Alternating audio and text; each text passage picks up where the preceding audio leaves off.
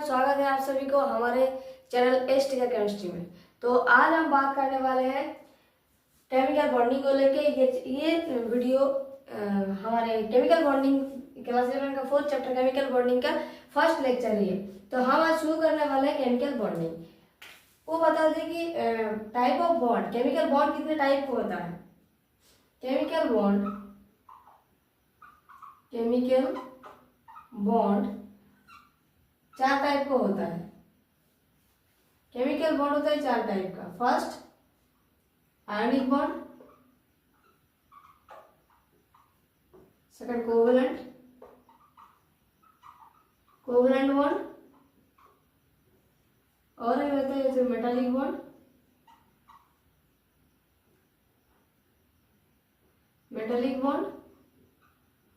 और एक है hydrogen bond. 4 bond, chemical bond में 4 है। तो इनमें से ये तीनों जो है स्ट्रॉन्ग है, स्ट्रॉन्ग बॉन्ड है, और हाइड्रोजन बॉन्ड है weak bond. Hydrogen bond weak है। और ये तीनों बॉन्ड को कहते हैं inter ionic bond. Hydrogen bond जो कि मॉलिक्यूल के साथ बाइंड होके बॉन्ड बनता है, तो इसको हम कहते हैं हाइड्रोजन बॉन्ड को इंटर मॉलिक्यूलर बॉन्ड। ठीक है। तो ये रहा ओवरऑल व्यू कि केमिकल बॉन्डिंग में हम अभी फिलहाल क्या क्या पढ़ने वाले हैं। Ionic bond, covalent bond, metallic bond और हाइड्रोजन बॉन्ड, चारों बॉन्ड है। इनमें से आयनिक बॉन्ड, कोवेलेंट बॉन्ड और metallic bond inter ionic bond है। इधर hydrogen bond inter molecular bond है, क्योंकि देखिए मॉलिक्यूल HF एक मॉलिक्यूल है। ठीक है। हाइड्रोजन बॉन्ड किन में होता है? H2HF। देखिए H2O एक मॉलिक्यूल है, तो यहाँ पे कैसा होता है? Hydrogen oxygen hydrogen, then oxygen hydrogen oxygen hydrogen. Molecule के साथ बाइंड होके बनता है हाइड्रोजन बॉन्ड, इसीलिए इसको कहते हैं इंटर मॉलिक्यूलर बॉन्ड। और हाइड्रोजन बॉन्ड जो कि है बहुत ही ज्यादा वीक है, वेरी वीक बॉन्ड है। और ये तीनों जो है स्ट्रॉन्ग बॉन्ड है, और इन तीनों में सबसे ज्यादा स्ट्रॉन्ग है आयोनिक बॉन्ड। और आज हम बात करेंगे आयोनिक बॉन्ड को लेकर, फर्स्ट बॉन्ड यानी कि आयोनिक बॉन्ड को लेकर।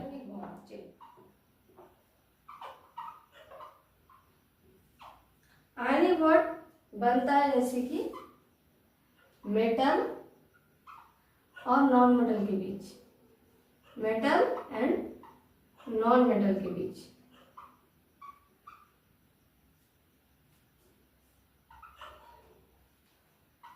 मेटल एंड नॉन मेटल के बीच होता है।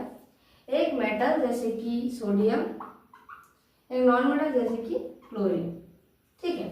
मेटल, नॉन मेटल, इनमें मेटल का प्रॉपर्टीज क्या होता है? मेटल हर पल इलेक्ट्रॉन डोनेट करता है, नॉन मेटल इलेक्ट्रॉन एक्सेप्ट करता है। तो मेटल यहाँ से इलेक्ट्रॉन इसको डोनेट कर देगा, और ये हो जाएगा Na+, Cl हो जाएगा Cl-, देन एक मोल Na और 1 मोल Cl मिलके NaCl बनाएगा, जो कि लैटिस फॉर्म करेगा, जो कि वेरी स्टेबल होगा। तो यही होगा हमारा आयनिक बॉन्ड। आयनिक बॉन्ड में क्या होता है? Complete transfer of electrons. एक इलेक्ट्रॉन कंप्लीटली एक एटम से, एक मेटल से एक नॉन मेटल में एक इलेक्ट्रॉन कंप्लीटली ट्रांसफर हो जाते हैं, इसको कहते हैं आयनिक बॉन्ड। देखिए एक Na+, Cl- है, प्लस माइनस हो गया। अब इन दोनों में एक इलेक्ट्रोस्टैटिक फोर्स ऑफ अट्रैक्शन यहाँ पे प्रेजेंट रहता है, electrostatic force of attraction between cation and anion, metal and non metal. तो इसी को यहाँ पे रहता है इलेक्ट्रोस्टैटिक फोर्स ऑफ अट्रैक्शन।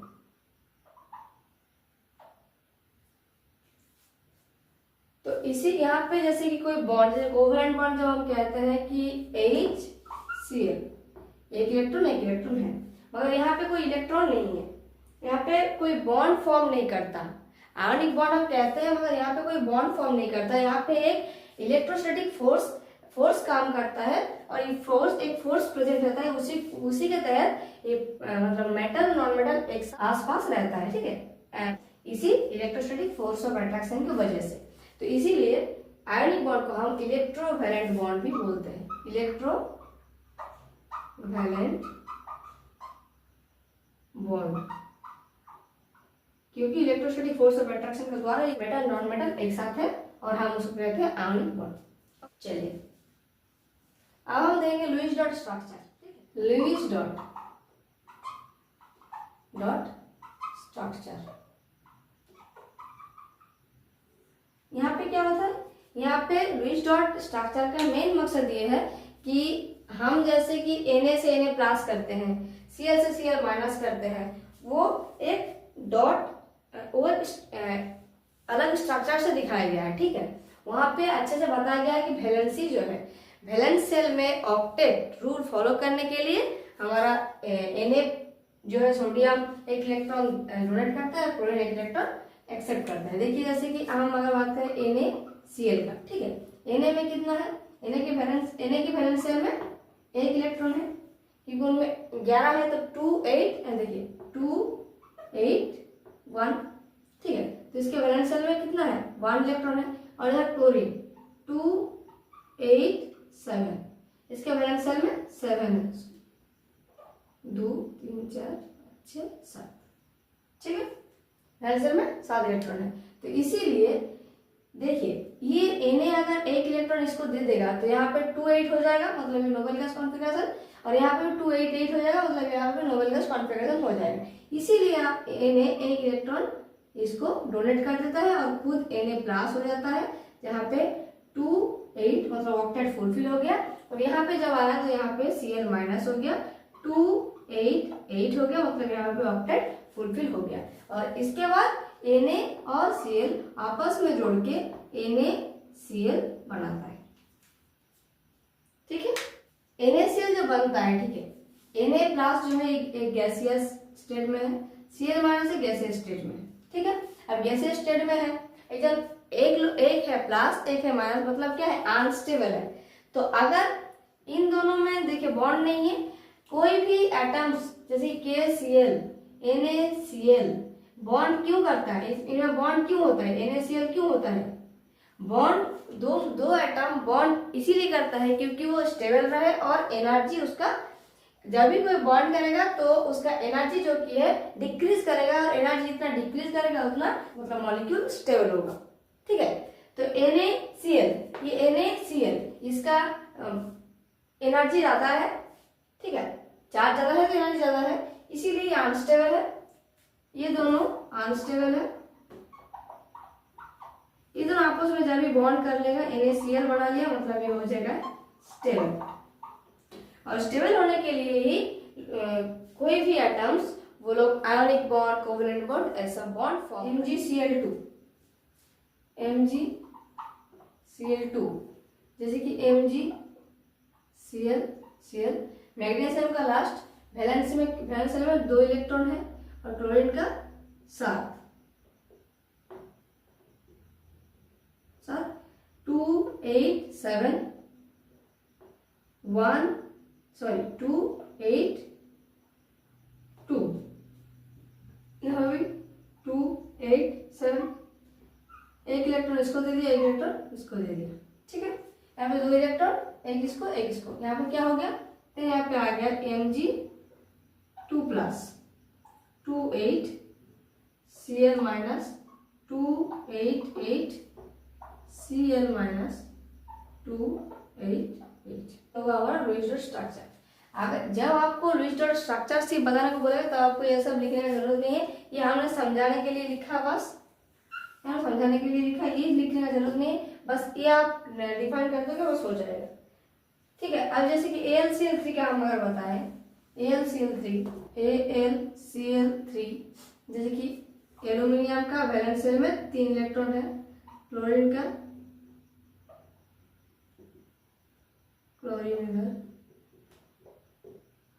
इधर भी क्लोरीन,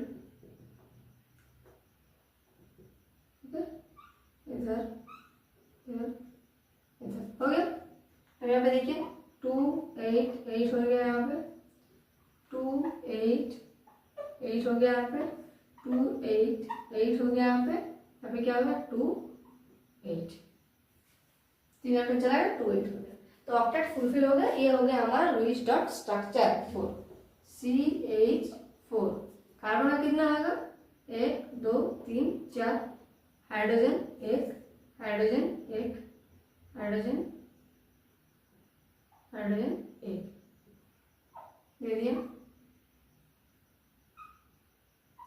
2 फुलफिल हो गया, 2 इलेक्ट्रॉन 2 हो जाएगा हमारा Lewis dot structure for this molecule. Electrovalency, electrovalency it is defined as the number of electron loss or gain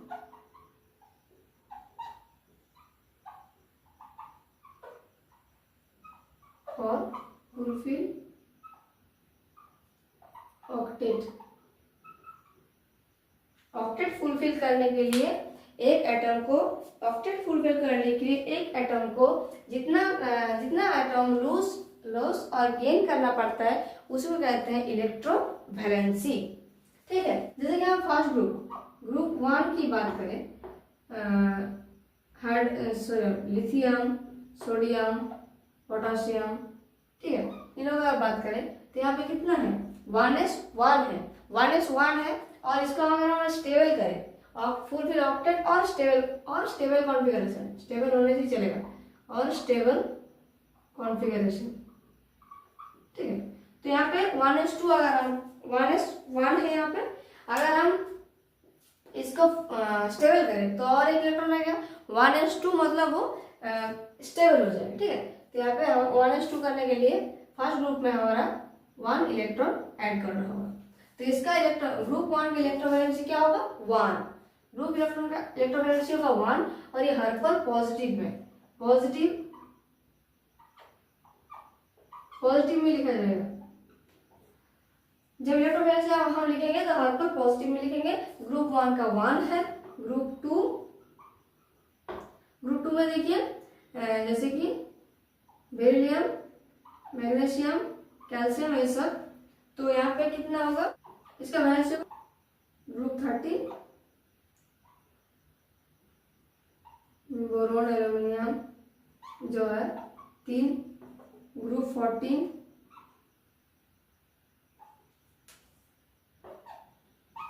carbon, silicon, ये जो है ये कार्बन में कितना है 4 इलेक्ट्रॉन है। अब ये जो है इसका कोई बैलेंस नहीं होता है क्योंकि 4 है। 4 अगर 2 इलेक्ट्रॉन अचीव कर लेगा फिर भी वो 4 इलेक्ट्रॉन अचीव कर लेगा फिर भी वो 8 हो जाएगा, और 4 इलेक्ट्रॉन लूज कर देगा फिर भी वो 2 हो जाएगा। मतलब अगर वो इलेक्ट्रॉन कुछ इलेक्ट्रॉन एक्सेप्ट करेगा फिर भी वो स्टेबल हो जाएगा, और कुछ इलेक्ट्रॉन वो डोनेट करेगा फिर भी वो स्टेबल हो जाएगा। तो इसलिए इसका कोई इलेक्ट्रोवैलेंसी नहीं होती, no electrovalency. Then group 15, then अगर हम ग्रुप 15 की बात करें, ग्रुप 15 नाइट्रोजन, फास्फोरस, ये सब, इसका फिर से 3 होगा। Group 16 oxygen, selenium 2, oxygen 2 electron accept करेगा फिर वो स्टेबल हो जाएगा। Okay, then group 17 fluorine, chlorine, bromine, ये अगर एक इलेक्ट्रॉन एक्सेप्ट करेगा फिर वो स्टेबल हो जाएगा। तो इलेक्ट्रोवैलेंसी यही है कि कितना इलेक्ट्रॉन एक्सेप्ट करने से या फिर कितना इलेक्ट्रॉन डोनेट करने से उसका ऑक्टेट फुलफिल हो जाएगा एटम का और स्टेबल कॉन्फ़िगरेशन अचीव करेगा, उसी को कहते हैं हम इलेक्ट्रोवैलेंसी। ठीक है, तो चलिए इलेक्ट्रोवैलेंसी आप लोगों को समझ में आ रहा होगा। यही है पहले कि मेटल जैसे कि एम सपोज एम एक इलेक्ट्रॉन डोनेट कर रहा है, एम प्लस हो रहा है, और आप जानते हैं कि जब कोई एक न्यूट्रल गैसियस एटॉम इलेक्ट्रॉन को डोनेट करता है और एक यूनी पॉजिटिव गैसियस आयन में कन्वर्ट हो जाता है, तब जितना अमाउंट ऑफ एनर्जी रिक्वायर्ड है उसको हम कहते हैं आयोनाइजेशन एनर्जी। ओके, तो ये रहा हमारा आयोनाइजेशन एनर्जी। मेटल में आयोनाइजेशन एनर्जी, मुझे आयोनाइजेशन एनर्जी मिलेगा। फिर जब हम नॉन मेटल की बात करेंगे, जैसे कि हम एक्स लेते हैं, एक्स एक इलेक्ट्रॉन को एक्सेप्ट करेगा और हो जाएगा हमारे एक्स माइनस। ठीक है, हो जाएगा हमारे एक्स माइनस, एक इलेक्ट्रॉन को एक्सेप्ट करेगा।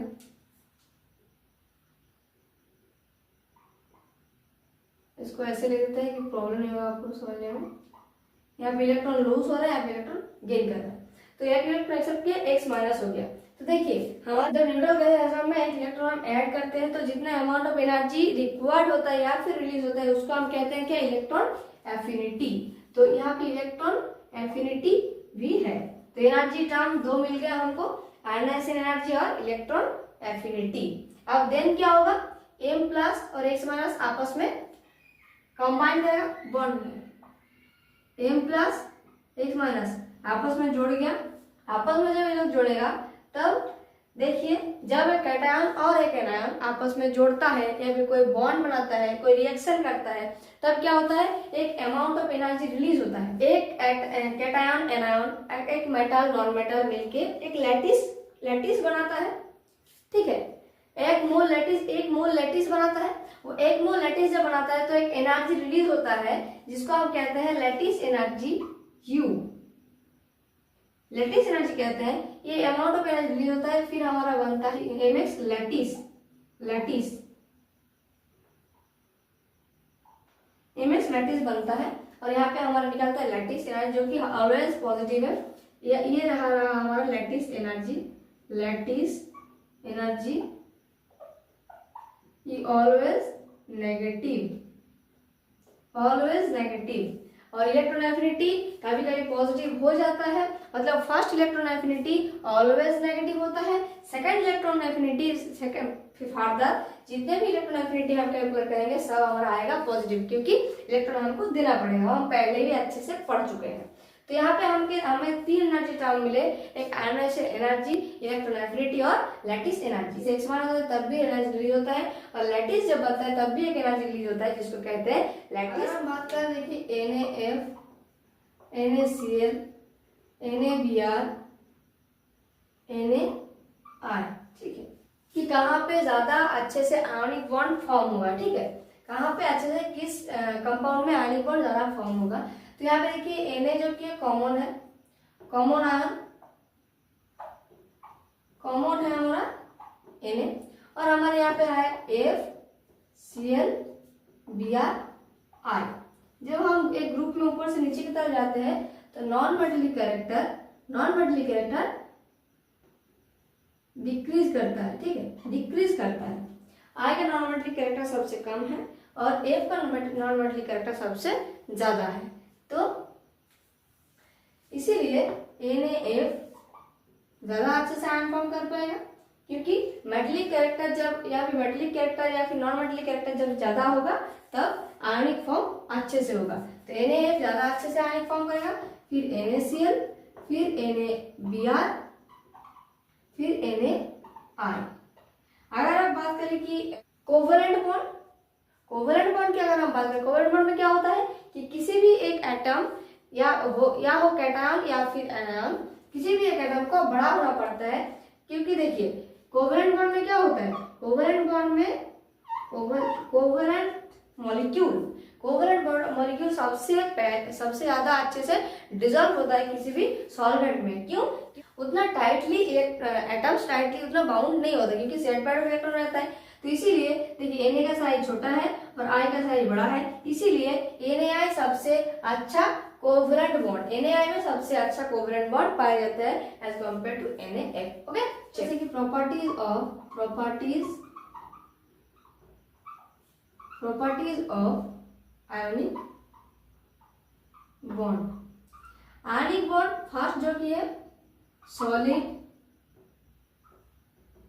आयनिक बॉन्ड, जब भी किसी भी कंपाउंड में जब भी सॉलिड कंपाउंड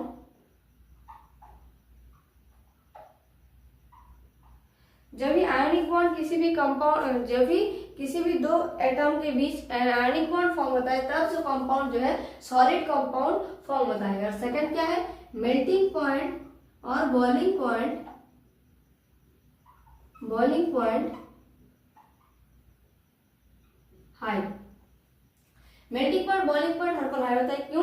क्योंकि दोनों एटम के बीच जो इलेक्ट्रोस्टैटिक फोर्स ऑफ अट्रैक्शन है वो बहुत ज्यादा है, इसीलिए अगर इसको मेल्ट करना पड़े हमको तो बहुत ज्यादा एनर्जी लगता है, और अगर बॉयल भी करें फिर भी हमको ज्यादा एनर्जी लगती है, क्योंकि खूब बहुत ज्यादा स्ट्रॉन्ग है, उनमें फोर्स ऑफ अट्रैक्शन मतलब बॉन्ड बहुत ज्यादा स्ट्रॉन्ग है। एकदम नॉर्मल अगर हमको अलग करना हो तो हमको बहुत ज्यादा एनर्जी की जरूरत होती है, इसीलिए मेल्टिंग पॉइंट, बॉइलिंग पॉइंट जो कि है बहुत ज्यादा हाई होता है।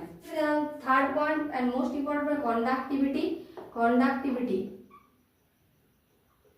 देखिए, एक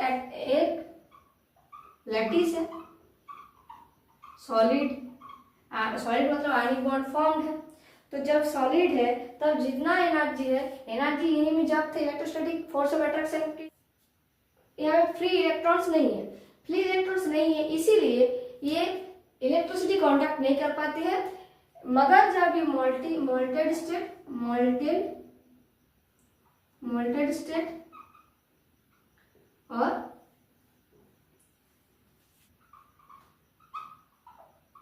एक्वस स्टेट में आता है तब इन दोनों का जो कि है इलेक्ट्रिसिटी कांडक्ट कर पाती है। क्यों? क्योंकि यहाँ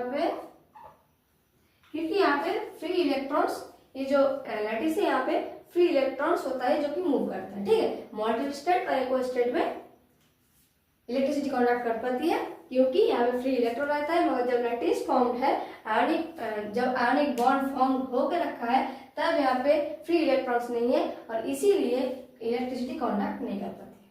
ओके, तो यही था कुछ प्रॉपर्टीज, आयनिक बॉन्ड की प्रॉपर्टीज था। तो आज हमने जितना हो सके आयनिक बॉन्ड की बातें हमने कर लिया है। आयनिक बॉन्ड क्या होता है क्या नहीं, हम अच्छे से डिस्कस कर दिया है। आयनिक बॉन्ड में क्या होता है, complete transfer of electron. Okay, तो अब लुईस डॉट स्ट्रक्चर AlCl3 हम इस चैप्टर जब खत्म हो जाएगा तो हम वन शॉट वीडियो आएगा, वहां पे हम अच्छे से लुईस डॉट की जितना हो सके हम एग्जांपल्स दिखा देंगे। ओके, तो अब फिलहाल आपको जितना मैं बताया उसमें समझ में आ रहा होगा आपका।